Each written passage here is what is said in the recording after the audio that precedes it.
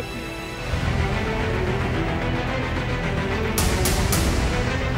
अहम खबर शामिल करेंगे चौधरी परवेज इलाही से। साबिक वफाकी वजीर दाखिला एजाज शाह की मुलाकात हुई है। मुल्की सियासी और मुआशी सूरत हाल पर बातचीत की गई है।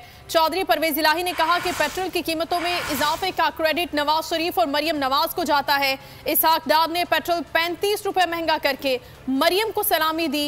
ये मुल्क को डिफॉल्ट की जानिब लेकर जा रहे हैं। ब्यूरो चीफ लाहौर खावर अब्बास हमारे साथ है, उनसे मजीद हम जानेंगे। जी खावर, क्या कहना था चौधरी परवेज इलाही का मजीद?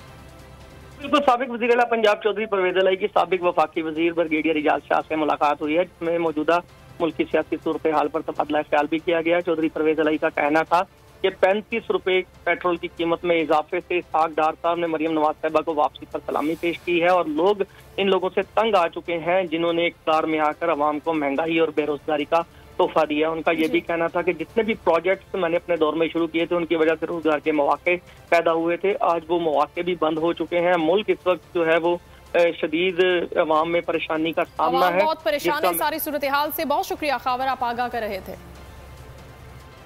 अंदरूनी सिंध